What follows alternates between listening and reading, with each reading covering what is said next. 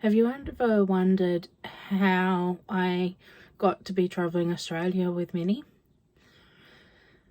Well, it started quite a while ago. I was walking around a lake with a friend, the Stirling Lake in South Australia, and we decided to sit on a park bench and watch the ducks in the lake and just chat and relax and be. And I had Minnie with me, of course, and a lady wanted to come say hello to Minnie. She was only a little puppy then, and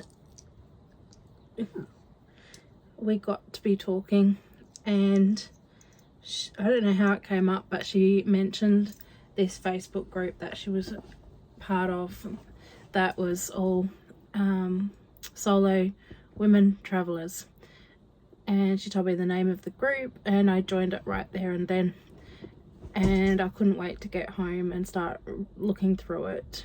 And it was full of inspiring stories of ladies travelling Australia, camper vans and caravans, towing caravans and slide-ons and tents, all sorts of travel, and I found it really inspiring.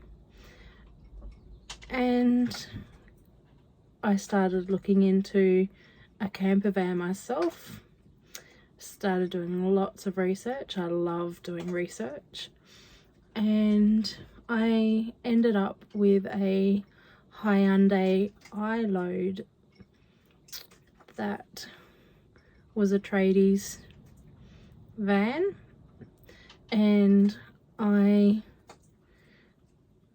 fitted it out myself basic. I found a free giveaway IKEA bed that another couple had fitted in their Hyundai iLoad, and it converted from a couch to a bed, and it fit perfect in there. I bought a fridge and a battery and a solar panel, and I was super nervous about driving something like a Hyundai iLoad because I had only ever driven my Hyundai Getz, which is quite small. And I remember taking it away the first time with Minnie, and we went to Clayton Bay, and it was a lot of fun. I had the kayak, the inflatable kayak, and we took that out on the bay and did my washing of the dishes on the ground outside, and it was great. We used that a couple of times, and then I realized it was going to be too small for what I wanted. I decided then that I didn't really know how, but I was going to do a lot more traveling and hopefully work from it. I actually went and grabbed a kitchen chair and sat it inside the back of the iLoad just to see if I could sit in there and work, but I hit my head on the top of the iLoad, so that was how I decided that it was never going to work. I even tried fitting it out myself, but I discovered that I am not handy at all, so I sold that. And then I started looking at the ex-rental camper vans, all the time getting a lot of advice from the women's solo travel group, and I went and looked at one and decided, yep, that was the one I was going to get. And I put in for refinance on the mortgage, and I was super excited. I'd put a deposit down, couldn't wait, nervous, didn't know how I was going to go driving a camper van. It was a ex-rental Toyota camper van. And then I got knocked back with my finance, which had never happened before. I was heartbroken and I'd lost a lot of confidence. I couldn't believe I'd been knocked back. And then I just put it all to the side for a little while. And after a little while I bounced back and decided to do some more research. Decided it wasn't meant to be. It was a sign that the universe was telling me that a camper van wasn't the right decision. And so I went back to the drawing board and did hours and hours of research. I started looking at other camper vans, I looked at motorhomes, I looked at slide-ons, each time thinking that that was going to be the right choice for me. But after all those hours of research, I finally came to the decision that I was going to need to get a caravan to suit the sort of traveling that I was going to be doing. I had decided that I needed separate bed dining.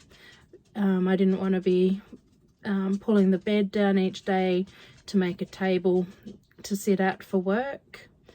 I knew, because I was going to be working from it, that I didn't want to pack it up all the time every time I wanted to go somewhere, which I would have to do if I had a motorhome or a camper van. I looked at slide-ons, but it didn't look that easy sliding them on and off myself. So then that was when I came to the realization that I was going to need a caravan, and I was terrified. I couldn't believe that I was deciding that I was going to get a caravan. But because I was in this Facebook group of solo women travelers that were all towing caravans, not all of them, some of them were towing caravans, and they'd all been in my position at some point, and they did towing courses and got their confidence and were able to tow caravans successfully. I came to the realization that that was going to be the right thing for me. And so then I started researching caravans, going to dealerships and talking to lots of people, and even met some travellers at Murray Bridge in South Australia to have a look at their Cara Camper brand caravan. Travellers are such a friendly group and always happy to show you through their caravan. And it was, I spent a lot of time on Facebook Marketplace when I saw this one come up. At one point I was looking at another brand of caravan, but I just wasn't quite sold on it for a couple of reasons. And then this one came up and I just loved it at first glance. I loved the wood panel look. It's got the toilet and shower in it.